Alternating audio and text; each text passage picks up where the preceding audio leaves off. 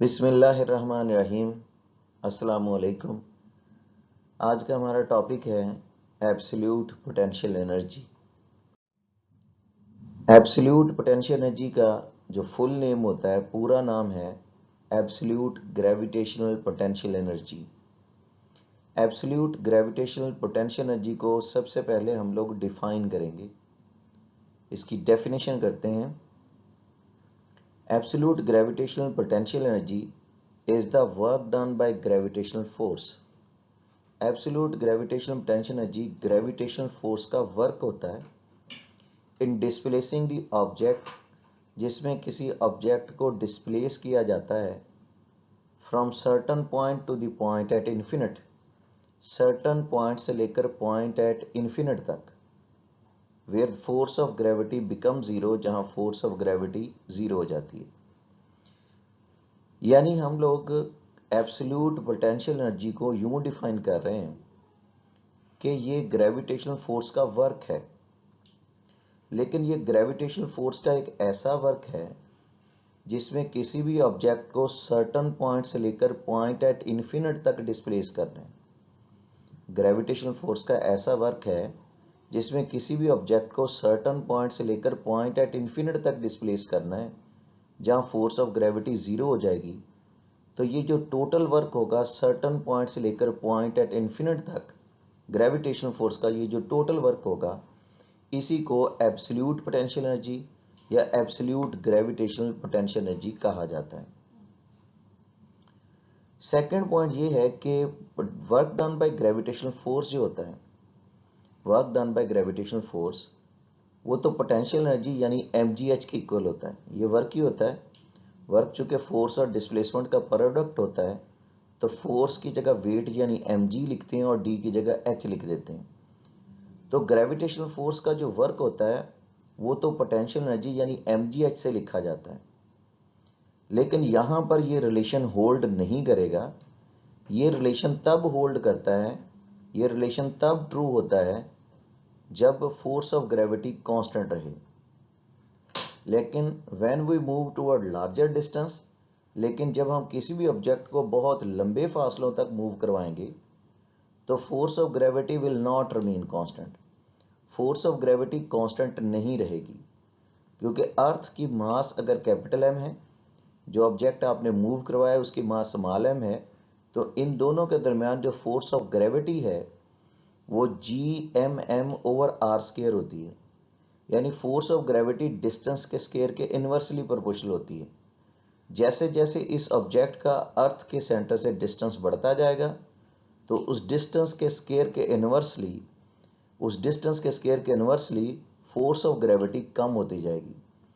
यानी ये रिलेशन तो तभी होल्ड करेगा जब फोर्स ऑफ ग्रेविटी कांस्टेंट हो, यानी ग्रेविटेशनल कांस्टेंट, ग्रेविटेशनल एक्सेलरेशन भी कांस्टेंट रहे।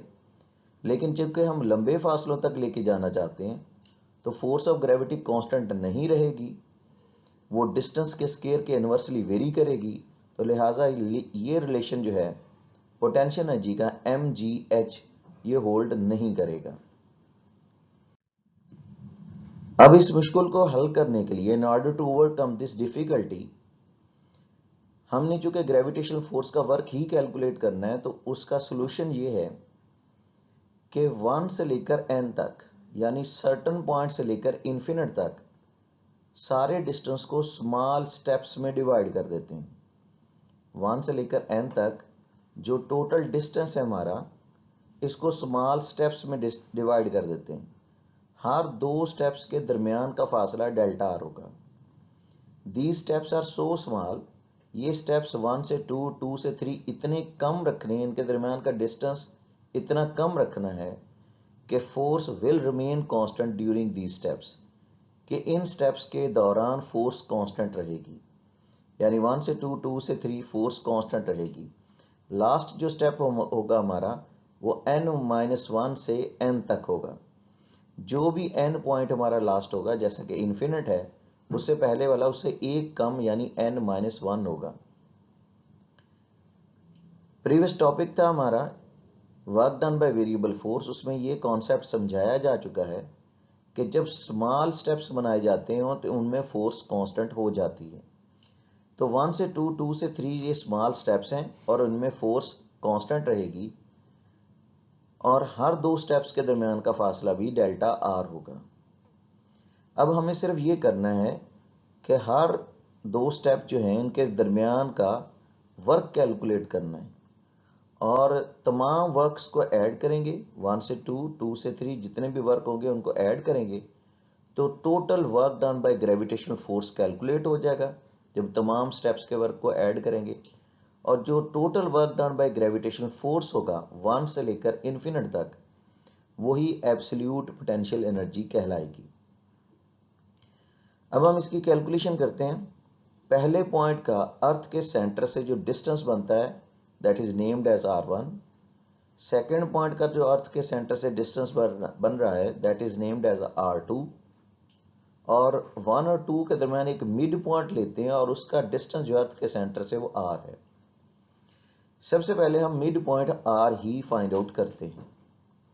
मिड पॉइंट फाइंड आउट करने के लिए r1 r2 दोनों को ऐड करेंगे और 2 से डिवाइड कर देंगे। जिस तरह अगर हमें 0 और 10 के दरमियान का पॉइंट चाहिए हो तो 0 और 10 को ऐड करें, 2 से डिवाइड कर दें तो इनका मिड पॉइंट 5 होगा। इसी तरह से अगर आपको r1 r2 दोनों डिस्टेंस के दरमियान का पॉइंट चाहिए तो r1 r2 दोनों को ऐड करें और 2 से डिवाइड कर दें तो इनका मिड पॉइंट r आ जाएगा। तो r is equal to r1 plus r2 divided by 2 करेंगे तो मिड पॉइंट r हम हासिल कर लेंगे। अब डेल्टा आर यानी दोनों पॉइंट्स के दरमियान का फासला भी फाइंड आउट करते हैं। डेल्टा आर फाइंड आउट करना है तो r2 से r1 माइनस कर दें। लेट्स से कि अगर ये 17 मीटर हो, ये 15 मीटर हो तो 17 माइनस 15 तो इनके दरमियान का डिस्टेंस 2 मीटर आ सकता है। लेट्स से सपोज मैं आपको बता रहा हूँ। तो इस तरह से r2 से r1 माइनस करेंगे तो इनके दरमियान का distance delta R find out हो जाएगा। तो delta R will be equal to r2 minus r1। अब हम ये करेंगे कि इसमें से r2 की वैल्यू फाइंड आउट करेंगे। r1 को इक्वल की दूसरी साइड में ले जाते हैं तो डेल्टा आर प्लस r1 हो जाएगा। इस तरह से हमें r2 हासिल हो जाएगा कि r2 is equal to r1 plus delta R. ये r1 को हम इक्वल की दूसरी साइड में ले गए, इधर माइनस था उधर जाके प्लस हो जाएगा। ये r2 की वैल्यू जो है इक्वेशन 1 में जाके पुट कर दें तो r is equal to r1 plus divided by 2 आएगा, लेकिन ये r2 हम लोग नहीं लिखेंगे। इस r2 की जगह उसकी वैल्यू पुट करेंगे तो देखें ये सिचुएशन बनेगी।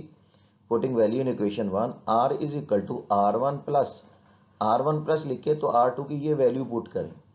r2 की जगह ये वैल्यू पुट कर देगी तो r2 की जगह मैंने लिखा है डेल्टा r प्लस r1, यानी ये r1 पहले ही था, r1 प्लस r2 नहीं लिखना, r2 की जगह डेल्टा r प्लस r1 कर दें और ओवर में 2 वैसे लिख दिया गया।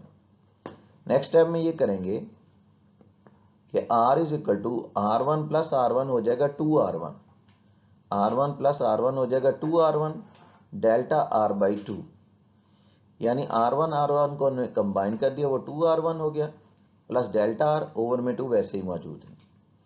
अब ये जो ओवर वाला 2 है इसको हम लोग अलग अलग दोनों के ओवर में लिखते हैं। 2r1 बाई भी 2 कर देते हैं प्लस डेल्टा r बाई भी 2 कर देते हैं। यहाँ तो 2 से 2 कैंसिल हो जाएगा तो r1 plus delta r by 2 हो जाएगा। तो ये सिचुएशन बनेगी कि r is equal to r1 plus delta r by 2। लेकिन जो फोर्स ऑफ ग्रेविटी होती है, जो अर्थ की मास m और जो ऑब्जेक्ट आप मूव करवा रहे हैं जिसकी मास स्मॉल m है, जिसके बारे में मैंने पहले भी बताया कि ये फोर्स ऑफ ग्रेविटी जो है वो g_m_m ओवर r स्क्वायर होती है, यानी फोर्स ऑफ ग्रेविटी डिस्टेंस के स्क्वायर के इनवर्सली प्रोपोर्शनल होती है। तो हमें r स्क्वायर चाहिए, तो अभी तो हम r कैलकुलेट करते हैं तो इसका स्क्वायर करते हैं इस इक्वेशन 3 का।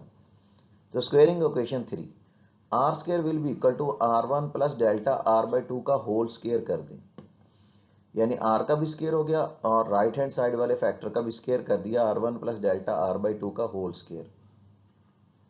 इसका स्क्वायर एक्सपेंड कर देंगे तो ये हो जाएगा हमारे पास r square is equal to r1 square plus delta r by 2 का whole square plus 2 into r1 plus delta r by 2।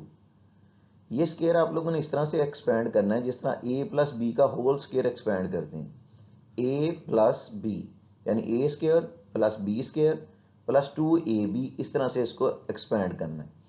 तो इसलिए ये R1 स्केयर हो जाएगा, यानी a square plus b square plus 2ab। तो R1 square plus delta R by 2 का square plus 2 into R1 and delta R by 2। Next step में आप लोग ये बताएंगे कि डेल्टा R बाई 2 जो है ना, जिसका हम लोग स्केयर कर रहे हैं, ये डेल्टा R बहुत स्मॉल फैक्टर है। ये एक्चुअली ये दो पॉइंट्स के दरमियान का डिस्टेंस है और ये बहुत ही स्मॉल डिस्टेंस है, और ये हमने स्मॉल जानबूझ के किया हुआ है ताकि फोर्स कांस्टेंट रहे। तो ये बड़ा मामूली सा फासला है as compare to R1 square. R1 square तो फर्स्ट पॉइंट का अर्थ के सेंटर से डिस्टेंस है, जो बहुत ज़्यादा फासला है। तो चूंकि ये फैक्टर बहुत छोटा है R1 के लिहाज से रिलेटिव टू R1, तो हम इसको इग्नोर कर देंगे। ये कैलकुलेशन सारी में एक बहुत छोटा फैक्टर है डेल्टा R का square, so it can be neglected. तो अगर हम इसको निगलेक्ट कर दें, ये वाला फैक्टर डेल्टा R बाई 2 का जो हम स्केयर कर रहे हैं, इसको अगर हम निगलेक्ट कर दें, तो R square is equal to R1 square होगा। यहाँ 2 से 2 कैंसिल हो जाएगा, तो R1 इंटू डेल्टा R होगा। तो देखिए यही लिखा गया है, R स्केयर लिख दिया, R1 स्केयर लिख दिया, ये फैक्टर तो वैसे इग्नोर कर दिया गया है, और plus R1 into delta R। अब नेक्स्ट स्टेप में हम ये करेंगे कि R square is equal to R1 square लिखेंगे, प्लस R1 भी लिखेंगे, लेकिन डेल्टा R की वैल्यू पुट करेंगे जो कि R2 माइनस R1 है। So R square will be equal to R1 square plus R1, delta R की वैल्यू पुट करते हैं, तो डेल्टा R की जगह R2 माइनस R1 लिखेंगे। तो R square will be equal to होगा R1 स्केयर, R1 R2, जब R1 R2 को मल्टीप्लाई किया, R1 को नेक्स्ट R1 से मल्टीप्लाई करेंगे तो माइनस R1 स्केयर होगा। तो इस तरह से R square is equal to R1 square जब कैंसिल हो जाएंगे, plus R1 square minus R1 square, तो R square is equal to R1 R2 के इक्वल आएगा।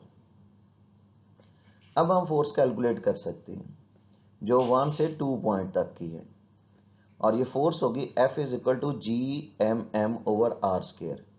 चूंकि R स्केयर की हमने वैल्यू बना ली है, वो इसमें लाके पुट करते हैं, तो F is equal to GMM over R square की जगह लिखेंगे R1 R2। अब चूंकि फोर्स कैलकुलेट हो गई, कांस्टेंट फोर्स जो 1 से 2 पॉइंट तक की है, तो अब वर्क भी कैलकुलेट हो सकता है। चूंकि वर्क जो है वो फोर्स और डिस्प्लेसमेंट का प्रोडक्ट होता है, तो work from 1 to 2 will be equal to F dot D. Work चूंकि F डॉट डी के इक्वल होता है, इसको एक्सपेंड करें तो FD cos ऑफ थीटा हो जाता है। So work from 1 to 2 is equal to FD cos of theta. अब FD और थीटा की वैल्यूज पुट करेंगे, तो work from 1 to 2 is equal to force की जगह उसकी वैल्यू जो हमने अभी कैलकुलेट की है वो लिखेंगे, GMM over R1 R2। D displacement जो है पॉइंट 1 से 2 तक की, जैसे कि पहले ही बता दी गई है, वो डेल्टा R लिखेंगे, और कॉस थीटा होगा हमारे पास 180 डिग्री। 180 इसलिए कि जब हम किसी भी ऑब्जेक्ट को डिस्प्लेस कर रहे हैं, तो उस ऑब्जेक्ट की जो डिस्प्लेसमेंट है वो ग्रेविटी के अगेंस्ट है, क्योंकि हम 1 से n की तरफ जाते हुए डिस्प्लेसमेंट हमारी अपवर्ड है, ग्रेविटी डाउनवर्ड होती है, ये दोनों एक दूसरे के ऑपोजिट डायरेक्शन में होंगे, तो एंगल 180 डिग्री हो जाएगा। तो वर्क फ्रॉम 1 to 2 फोर्स की वैल्यू पुट कर दी गई, उसके बाद डिस्प्लेसमेंट डेल्टा और कॉस थीटा यानी 180 डिग्री। कॉस 180 माइनस 1 होता है, वो स्टार्ट में लिख देंगे। GMM ओवर R1 R2 लिखा जाएगा, डेल्टा R की वैल्यू हमें मालूम है, R2 माइनस R1 करेंगे। कॉस 180 का माइनस 1 भी स्टार्ट में लिख दिया गया है। So work from 1 to 2 is equal to minus GMM। R1 R2 को इन दोनों फैक्टर के ओवर में लिख दें, R2 के ओवर में भी R1 R2 लिखें, माइनस R1 के ओवर में भी R1 R2 लिखेंगे। तो work from 1 to 2 is equal to minus GMM 1 over R1 minus 1 over R2 हो जाएगा, क्योंकि यहाँ R2 कैंसिल हो जाएगा, 1 ओवर R1 आएगा। यहाँ पर हमारे पास R1 कैंसिल होगा तो 1 ओवर R2 आ जाएगा। तो work from 1 to 2 is equal to minus GMM 1 over R1 minus 1 over R2। अब 2 से 3 स्टेप का जो वर्क है हमारे पास सेकंड से थर्ड पॉइंट का, उसके लिए हमें स्टार्ट से काम करने की जरूरत नहीं है। अगर 1 से 2 का ये वर्क होगा, तो 2 से 3 का वर्क जो है सिमिलरली वो minus GMM 1 over R2 minus 1 over R3 होगा, जैसा कि ये नीचे लिख दिया गया। तो work from 2 to 3 is equal to minus GMM 1 over R2 minus 1 over R3 होगा। इस तरह 3 से 4 का वर्क जो होगा minus GMM 1 over R3 minus 1 over R4 होगा, एंड सो ऑन। तो लास्ट स्टेप जो हमारा होगा n-1 से लेकर n तक, उसका वर्क होगा work from n-1 to n, वो होगा minus G M M 1/r n-1 to -1/r n। ये हमने 1 से 2, 2 से 3, 3 से 4, इस तरह सो ऑन n-1 से लेकर n तक वर्क कैलकुलेट कर लिए। अब हम इन तमाम वर्क्स को ऐड कर देंगे, तो work total will be equal to होगा work from 1 to 2 plus work from 2 to 3 plus work from 3 to 4 and so on plus work from n-1 to n। जितने वर्क्स भी हमने कैलकुलेट किए हैं सब में माइनस जी एम एम है और अंदर उनके डिस्टेंसेस मेंशन है, तो माइनस जी एम एम एक ही दफ़ा कॉमन कर लें। वर्क फ्रॉम 1 टू 2 की वैल्यू थी minus G M M 1/r1 minus 1/r2, minus G M M तो कॉमन किया हुआ है। 2 से 3 का वर्क जो है उसका भी minus G M M common कर लें, 1/r2 माइनस 1/r3 लिख लें। 3 से 4 का वर्क जो होगा उसके minus G M M common हो गया, तो 1/r3 माइनस 1/r4 होगा। n-1 से लेकर n तक का जो वर्क है उसका भी minus G M M common कर लेंगे और 1/n-1 से 1/rn ये पॉइंट्स अंदर लिख लिए जाएंगे। यानी माइनस जी एम एम तमाम वर्क्स की कंप्लीट वैल्यू पुट कर सकते हैं आप लोग, लेकिन बेहतर यह है कि उनका माइनस जी एम एम पहले कॉमन कर लें और बाकी डिस्टेंसेस अंदर मेंशन कर दें। अब इसमें तमाम फैक्टर्स जो हैं देखें कैंसिल हो रहे हैं, -1/r2 plus 1/r2, -1/r3 plus 1/r3, -1/r4 plus 1/r, ये सारे फैक्टर ही कैंसिल हो रहे हैं। यानी हर माइनस वाले के शुरू में आप देख सकते हैं कि उसका प्लस वाला मौजूद है। ये अगर एक प्लस वाला फैक्टर है इसके शुरू में माइनस वाला है, इस तरह प्लस 1/r4 होगा उसके शुरू में -1/r4 भी होगा। अगर प्लस 1/rn-1 है तो इसके शुरू में -1/rn-1 जरूर होगा। तो ये सारे फैक्टर तो कैंसिल हो रहे हैं, लेकिन सिर्फ दो फैक्टर ऐसे हैं जो कैंसिल नहीं हो रहे, वो 1/r1 है और 1/rn है। तो वर्क टोटल हो गया minus G M M 1/r1 minus 1/rn। चूंकि n पॉइंट हमारा इन्फिनिट पे था तो 1/rn का मतलब 1/infinite होगा और 1/infinite 0 हो जाता है। तो हमारा फार्मूला बन गया, ये तो फिर खत्म हो गया, minus G M M over r1 इसके ओवर में लें तो minus G M M over r1 होगा।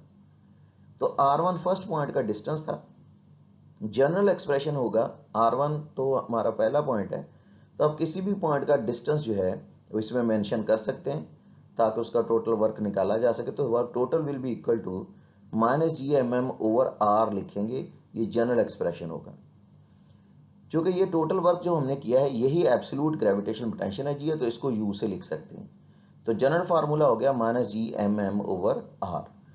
तो यही वो टोटल वर्क है जो सर्टन पॉइंट से लेकर पॉइंट एंड इन्फिनिट तक डिस्प्लेस करने के लिए ग्रेविटेशनल फोर्स ने किया है, और इसे ही एब्सोल्यूट ग्रेविटेशनल पोटेंशियल एनर्जी कहते हैं। नेक्स्ट बात बच्चों ये है कि कुछ अहम बातें ये है कि जो हमने रिलेशन अभी बनाया है minus G M M over r, अगर उसमें r इंक्रीज करेगा यानी हम लोग जमीन के सेंटर से दूर जाएंगे तो ग्रेविटेशनल फोर्स नेगेटिव वर्क करेगी। वो नेगेटिव वर्क ही होना क्योंकि हमारी डिस्प्लेसमेंट ग्रेविटी के अगेंस्ट होती है। जब r इंक्रीज करता है, चूंकि हम ऊपर की तरफ जाते हैं, तो ऊपर की तरफ जाने का मतलब यह कि डिस्प्लेसमेंट ग्रेविटी के अगेंस्ट है, तो नेगेटिव वर्क होगा, जैसा कि पहले भी बताया जा चुका है। तो r इंक्रीज होगा तो ग्रेविटेशनल फोर्स नेगेटिव वर्क करेगी, लेकिन u यानी एब्सोल्यूट पोटेंशियल एनर्जी बढ़ती जाएगी, लेस नेगेटिव होती जाएगी। फार्मूला है ना हमारे पास minus G M M over r। Let's suppose that कि ऊपर वाला फैक्टर अगर 100 हो तो आप r बढ़ा के देखें। लेट से सपोज कर रहे हैं कि अगर ये 100 हो तो r बढ़ा के देखें, r 2 मीटर करें, 10 मीटर करें, 50 मीटर करें। तो अगर हम 2 से डिवाइड करते तो आंसर -50 है, 10 से डिवाइड करते तो -10 है, इसी 100 को 50 से डिवाइड करते तो -2 है।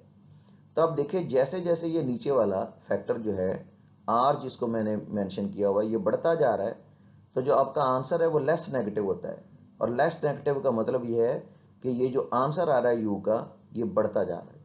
तो जैसे ही r इंक्रीज करेगा ग्रेविटेशनल फोर्स वर्क तो नेगेटिव करेगी क्योंकि हमारी डिस्प्लेसमेंट ग्रेविटी के अगेंस्ट होगी, लेकिन r के बढ़ते बढ़ते हमारा जो एब्सोल्यूट पोटेंशियल एनर्जी का आंसर आ रहा होता है ये इंक्रीज कर रहा होता है, लेस नेगेटिव होता है।